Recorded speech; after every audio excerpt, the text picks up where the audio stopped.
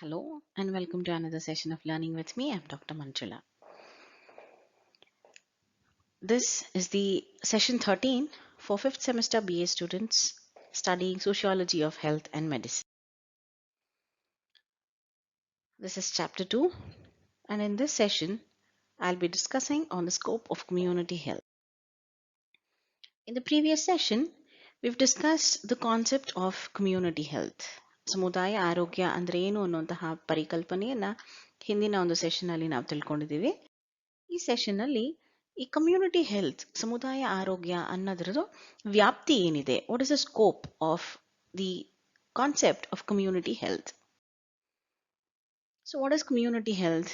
Community health is that specialized branch of study which focuses on the health status of population. And in health status, there are various aspects on which community health is dealing with.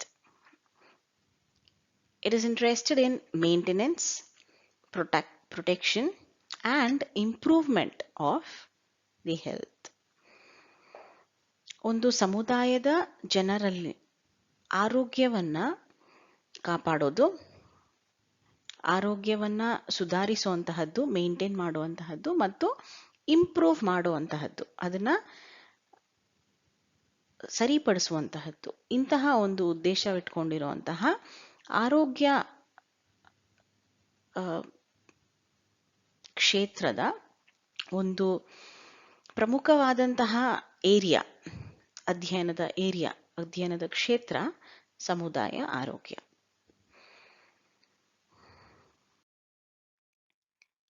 ಈ ಸಮುದಾಯ ಆರೋಗ್ಯವನ್ನ 3 ಹಂತಗಳಾಗಿ ನಾವು ವಿಂಗಡಿಸಬಹುದಾಗಿದೆ.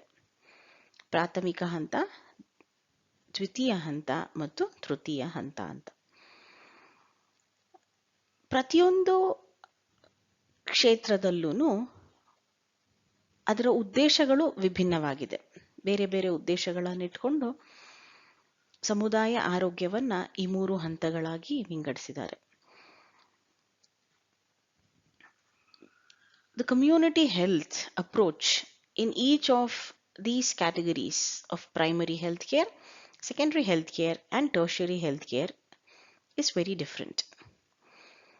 The intervention that is done in the community to promote health is very different, and the kind of approach towards the community is also different. So let us consider what are these. Primary healthcare, that is the first stage. The aim here is to reduce the risk factors and increase health promotion and prevention. ಮೊದಲನೇ ಹಂತದಲ್ಲಿ, ಪ್ರಾಥಮಿಕ ಆರೋಗ್ಯದ ಹಂತದಲ್ಲಿ ಉದ್ದೇಶ ಏನು? ಜನರಿಗೆ ಆರೋಗ್ಯಕ್ಕೆ ಸಂಬಂಧಪಟ್ಟಂತಹ ಒಂದು ರಿಸ್ಕ್ ಏನಿರಬಹುದು, ಆ ರಿಸ್ಕ್ ಅನ್ನ ಕಡಿಮೆ ಮಾಡುವಂತಹದ್ದು, ಆರೋಗ್ಯದ ಬಗ್ಗೆ ಮಾಹಿತಿಯನ್ನ ನೀಡುವಂತಹದ್ದು. ಆರೋಗ್ಯದ ಬಗ್ಗೆ ಮಾಹಿತಿ ನೀಡೋದ್ರಿಂದ ಹೇಗೆ ಆರೋಗ್ಯವನ್ನ ಸುಧಾರಿಸಬಹುದು, ಹೇಗೆ ಅನಾರೋಗ್ಯವನ್ನ ತಡೆಗಟ್ಟಬಹುದು ಅನ್ನೋದನ್ನೆಲ್ಲ ಗಮನದಲ್ಲಿಟ್ಕೊಂಡು ಮಾಡುವಂತಹ ಒಂದು ಪ್ರಯತ್ನ primary health care. So in primary health care, the aim or the focus is towards prevention. As we say, prevention is better than cure, isn't it? So the aim here is to prevent people from getting any diseases.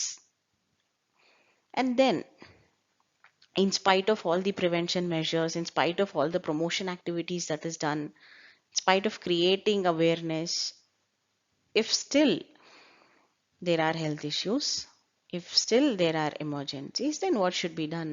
For that, we have the secondary healthcare set. In the secondary healthcare setup, what happens is we have a specialized area to cater to the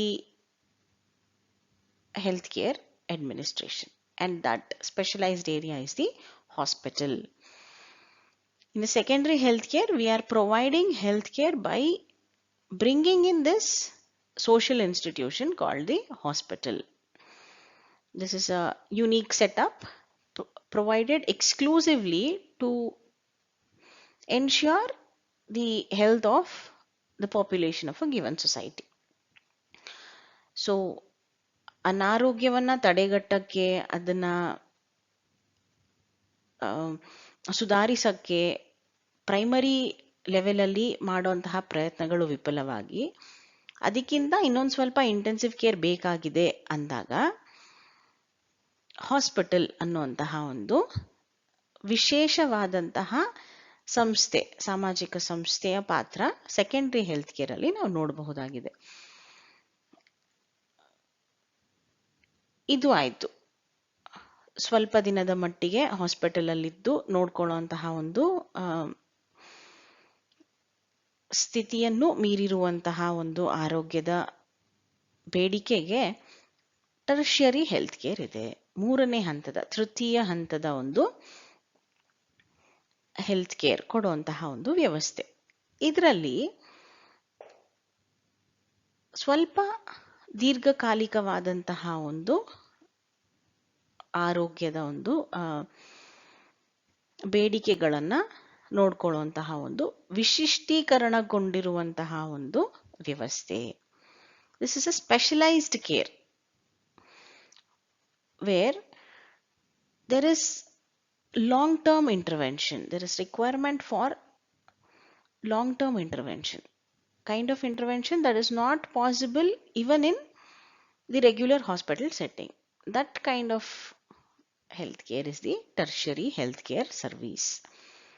Here, it is management of a particular disease or a disability.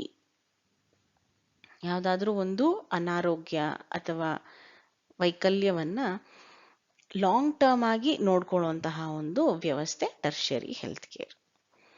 So ಸಮುದಾಯ ಆರೋಗ್ಯದಲ್ಲಿ ಈ 3 ಹಂತಗಳನ್ನ ನಾವು ಕಾಣಬಹುದಾಗಿದೆ.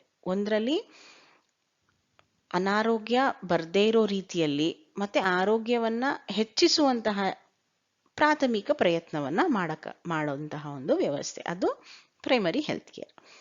ಎರಡನೇ ಹಂತದಲ್ಲಿ hospital ಅನ್ನುವಂತಹ ಒಂದು ಸಂಸ್ಥೆಯನ್ನ ಬಳಸ್ಕೊಂಡು ಆರೋಗ್ಯವನ್ನ ಒದಗಿಸುವಂತಹದ್ದು, ಅದು ಎರಡನೇ ಹಂತ.